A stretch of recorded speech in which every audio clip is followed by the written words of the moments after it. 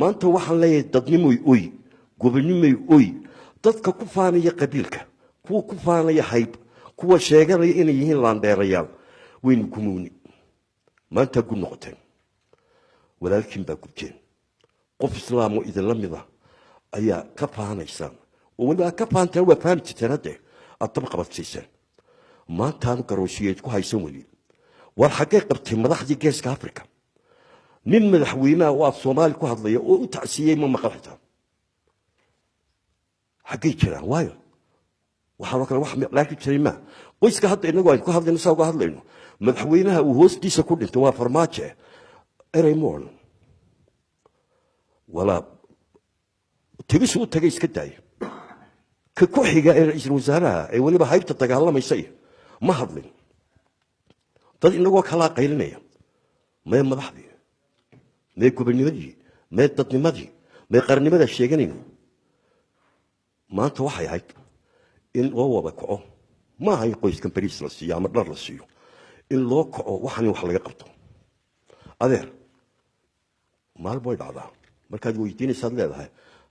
arrimo noocan ma dhacan aniga maxamed ahaan haybahaasaan ka mid ah waan ku quraacdaa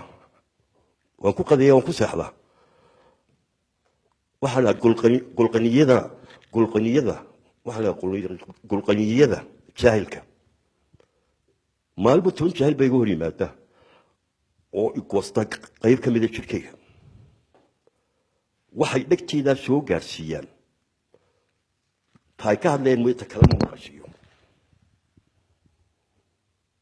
laakiin waxaan la kulmaa haddana markaan 100 noocaasa soo jiiro qof bini aadmiyaan la kulmaa oo aan ku socdo dhowr saacadood oo dambe oo fahmo qiimaha iyo wada dhalashada iyo waxaan sunnahay markaan soo xusuusto taariikhda noloshayda aniga maalintii horreysaan iskuul gelayay mar baan damcayna cararo suga dhexdiisa rag waaweyn oo ila daa oo caqligaa kudaafadda iyo ku jiray isla weynaanta oo macallimiin sheeganaya imtixaanka iga qaadayo nin ka mid wuxuu igu yidhi maxaa ku helay halkan soo in hebel ma tiid ma birtiinii iska tumatid 7 jir baa leh bal ka waran ummadda intii meesha joogtay oo aamusiin lahaydna qosol bay qowladii wada waaxeen ilmo intaa leeg maxaa ku dhici kara waan xusuusnahay